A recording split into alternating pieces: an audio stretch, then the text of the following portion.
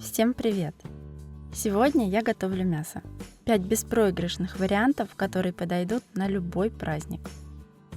Первый рецепт – это стопроцентный результат. Особенно полезен тем, кто боится пересушить мясо в духовке. Я буду запекать говядину. Это задняя часть, здесь 1 кг 200 граммов. Оно очень нежирное и обычным способом запекать его не стоит. Для его приготовления мне потребуется соль. Столько же, сколько и весит мясо. 1 кг 200 граммов.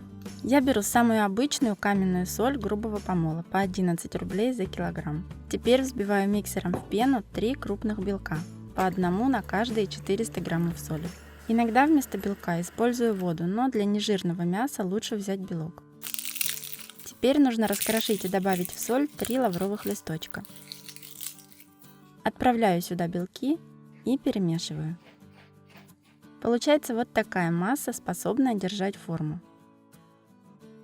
На дно формы для запекания выкладываю примерно 1/3 соли и разравниваю в нетолстый пласт. Сюда мясо. Добавляю перец, пару веточек розмарина и всю оставшуюся соль. Делаю как бы панцирь из нее, герметизируя все швы. Если вы никогда не готовили мясо в соли, не стоит думать, что оно будет очень соленым. Это совсем не так. Могу сказать, что для меня соли там в самый раз, но кто-то даже захочет досолить. Форму отправляю в духовку, разогретую до 200 градусов на 30 минут. Затем убавляю до 150 и готовлю еще 30 минут. А пока мясо запекается, приготовлю простейший кисло-сладкий соус к нему.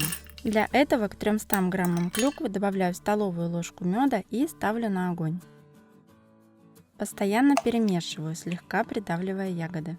После закипания варю 3 минуты. Затем добавляю немного острого перца, щепотку соли и 70 мл коньяка. Перемешиваю, варю еще 3 минуты и выключаю. Пробиваю блендером.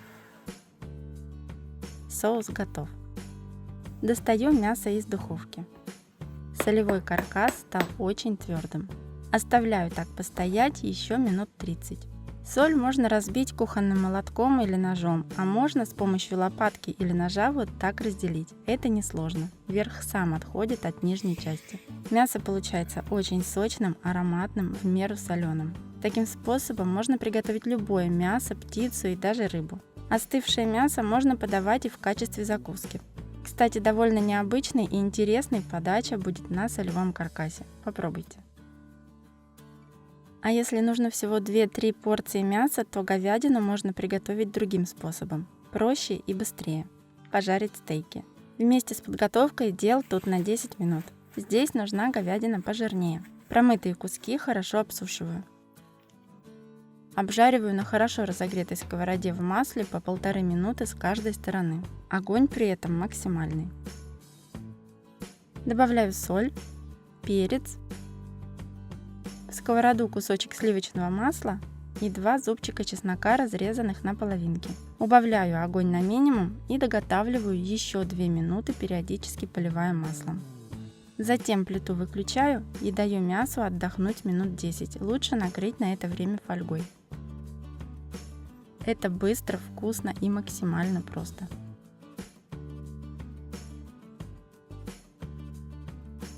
Если вы по каким-то причинам не любите или вообще не готовили баранину, начните с этого рецепта, особенно если впереди какой-нибудь праздник. Тут у меня баранья нога весом 2 кг. Я ее промыла и обсушила. Для нее мне понадобятся копченые груши, несколько штучек. Их нужно нарезать на кусочки. Если их нет, можно взять 2 столовые ложки с горкой копченой паприки. Нарезаю чеснок, понадобится целая головка. Теперь нужно подобрать форму, в которой мясо будет находиться довольно плотно. Но проще для этого использовать плотный пакет, подходящий по размеру. Отправляю в него 2 чайные ложки с горкой соли, молотый перец, чабер, чеснок, груши и пол-литра красного сухого вина. Хорошо перемешиваю. Затем помещаю в пакет мясо. Убираю в холодильник часов на 8-10, обычно на ночь. Спустя время мясо достаю и отправляю в форму, слегка смазанную маслом. Помещаю в рукав для запекания и готовлю в духовке при 160 градусах 1,5 часа. Достаю из духовки, убираю рукав и смазываю мясо гранатовым соусом в равных пропорциях, смешанным с растительным маслом.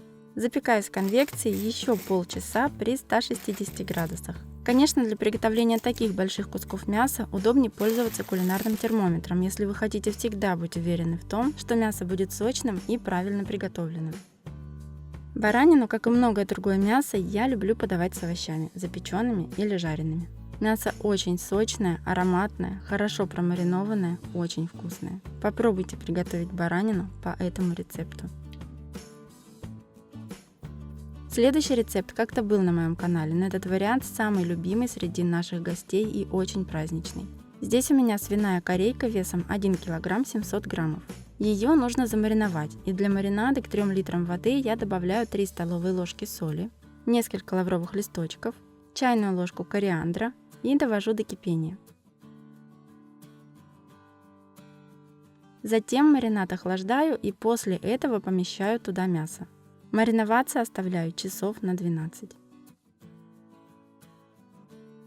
Спустя время мясо достаю, обсушиваю бумажным полотенцем и подготовлю специи, которыми буду его натирать. К 3 зубчикам чеснока добавляю чайную ложку пажитника, 2 столовые ложки горчицы, 2 чайные ложки лимонного сока. Все перемешиваю. Если смесь густовата, можно добавить столовую ложку растительного масла. Натираю этой смесью свинину и отправляю в духовку, разогретую до 160 градусов. По времени примерно 1,5 часа. Проверить можно, проколов мясо в середине. Должен вытекать прозрачный сок, но в идеале тоже нужно использовать термометр для мяса.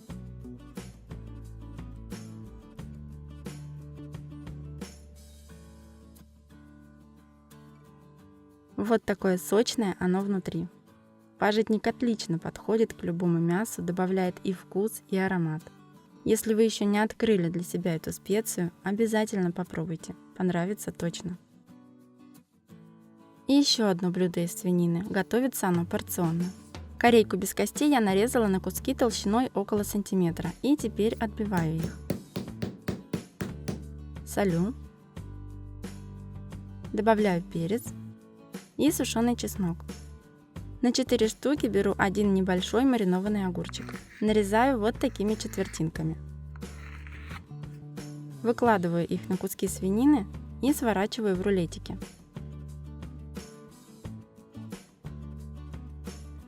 Теперь каждый рулетик оборачиваю в 2-3 полоски бекона. Ничего закреплять здесь не нужно, форма и так сохраняется хорошо.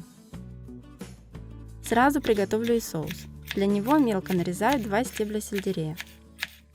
Шинкую немного петрушки. И в чаше смешиваю 100 граммов томатной пасты, 100 мл воды, щепотку соли сюда, сельдерей и петрушку. Перемешиваю. Рулетики обжариваю со всех сторон до корочки.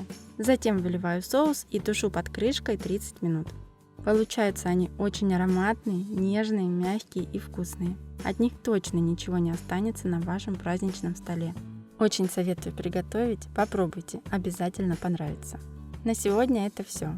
Все ингредиенты, как всегда, в описании. Спасибо, что досмотрели до конца. Ставьте лайк, если видео вам понравилось. Подписывайтесь на мой канал. У меня еще много рецептов, которые вас удивят.